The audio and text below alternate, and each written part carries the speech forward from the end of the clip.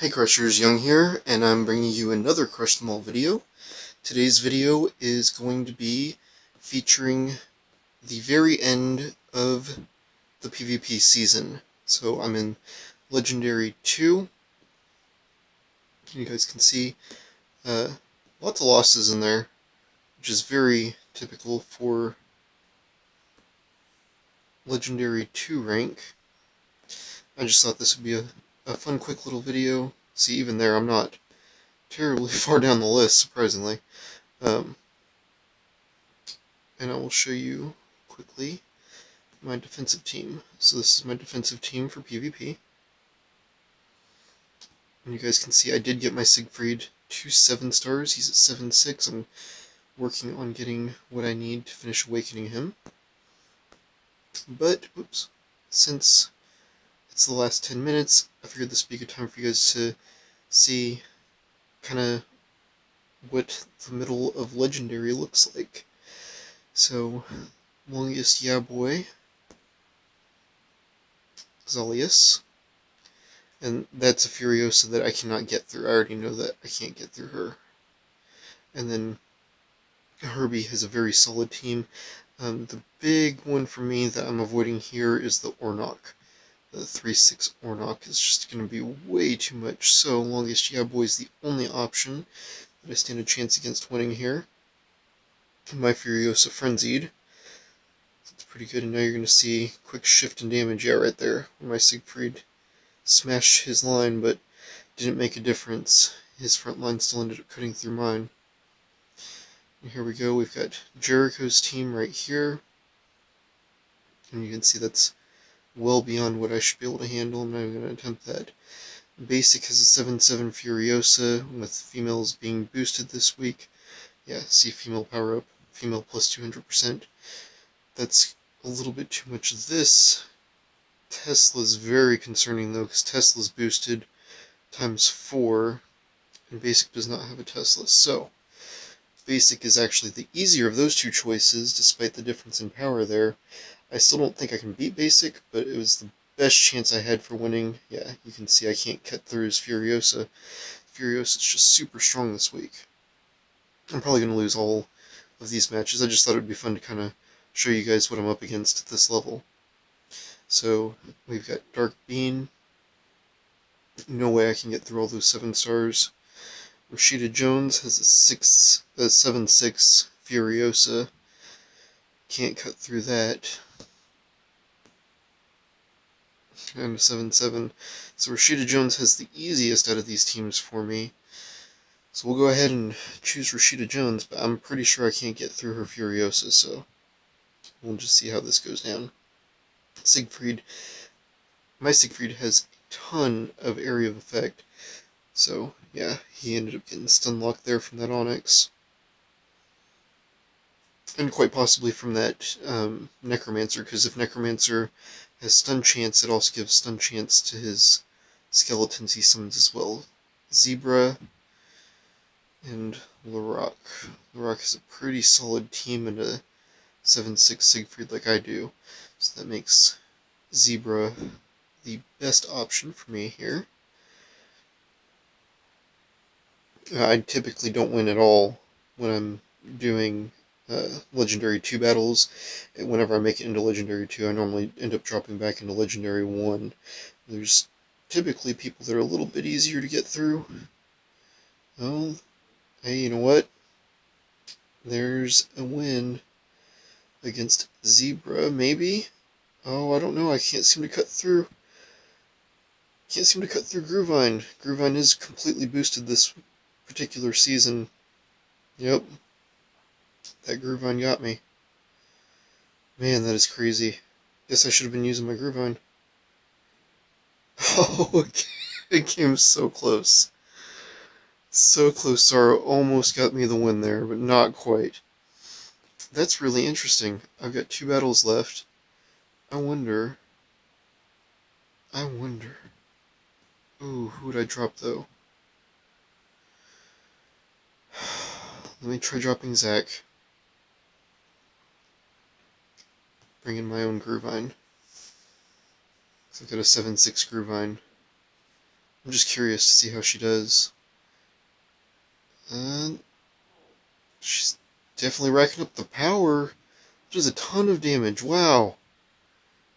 Okay, Female Magician Week. I know who I'm using from now on. That would have probably made a big difference to my whole entire video here had I realized. That's an unfortunate grouping there. Let's go ahead and refresh. Doorborn. That looks manageable. Got 2 aura boosting Onyx and Scud. Man, look at all that damage. Yeah. Okay. Female Magician Week, guys. There's 6 minutes left. I'll spend 20. That's worth spending 20. Veronica looks tough. There's no way I can cut through them.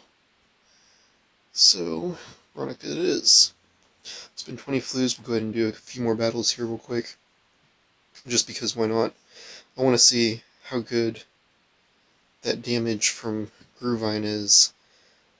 Man, that is insane. 7-6 Gruvine during Female Magician Week. That's not going to be enough to get through that Furiosa, but she really put up a good fight there. 29 million damage.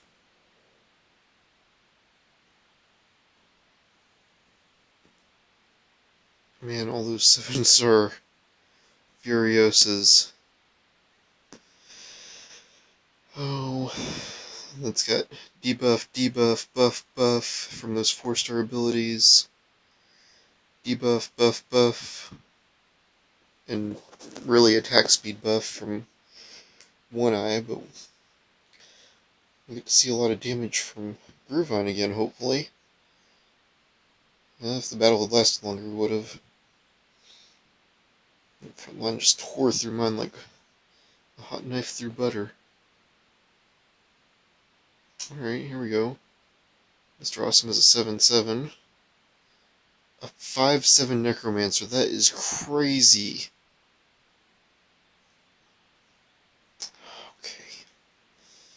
We'll try Mr. Awesome, but I don't think I'll get through that Furiosa. Anytime females are boosted, it's a great week for Furiosa. Very, very tough to get through those.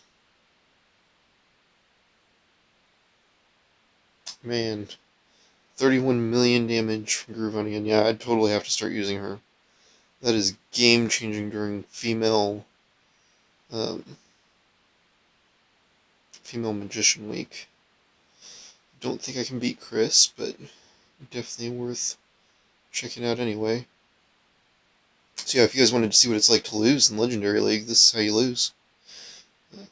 Loss after loss after loss. Another 32, 33 million from Gruvine. Guys, that is insane. Absolutely insane. She does so much damage this week.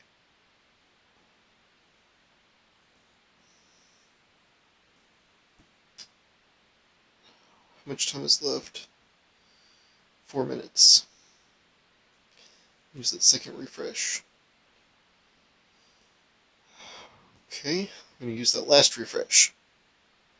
Didn't make a difference. Competition's just so tough up here. Well, at least I got one win in. Pretty sure it was before I put Gruvine in. And look at that damage, though, from both of them. From my Siegfried and from Gruvine. It's just crazy how much damage she actually brings to the table. And mind you, she's normally not that good in terms of damage, but mine is a 7-6, and it is Female Magician Week. So, factor those two things in. That Furiosa stopped me right at the gate. That's not where I want to be. Come on. Nope. Alright, guys. So, if you wanted to see how to lose in Legendary 2, there you go. Last 3 minutes of the season. Yeah, I just kind of wanted to show you guys what it was like being up against these guys. But, I mean, there's no way I'd ever stand a chance against defeating Jericho, especially with that 5.7 Tesla that he has. That's insane. And Dark Wolf and Kasume just debuff your hero's attack speed, so you end up walking super slow walking on out there. It's actually part of the reason why my my own defensive team, oops, click the right button here, has Dark Wolf and Kasume for that exact reason. Because debuff enemy move speed. Oh, I guess I did take Kasume out. I had her in there for quite a while. Oh yeah, I replaced her with Zack so I could get some stun in there. Yep, so I'll go ahead and show you guys this is my Siegfried. Quite the substantial change to my play once I got him to 7 stars. He's really great. I know this video wasn't the best showcase of that, but he really is fantastic. Definitely worth the patience that I had in just getting him upgraded. Very, very pleased with those results. I am now going to be working on my Gladiator. So this is my next focus with my magic metals. I'll be getting him to 7.6 with a 9-star weapon as well. So that's what my next focus is going to be on. You can see I've got tons of resources for upgrading gladiators. That's basically all I'm going to be farming for. I'm currently farming for that. I'm also going to be working, the next Crusher focus that I have is Atlantis. So I'm going to be working on getting him to 7.6 as well. So to do that, I need more resources. But before I spend any more shards on anything, I am getting Siegfried that 7th Awakened Star. It's a huge investment. It's 20,000 shards, but I'm not terribly far off from it. I'm about to get a boost as soon as, well, about 20 minutes after the season ends. So, yeah, I mean, that's what I'm currently working on. Not a whole lot to show you guys otherwise. I've been doing some work on my runes, which I can show you real quick. Whoops. I was going to pull Siegfried up,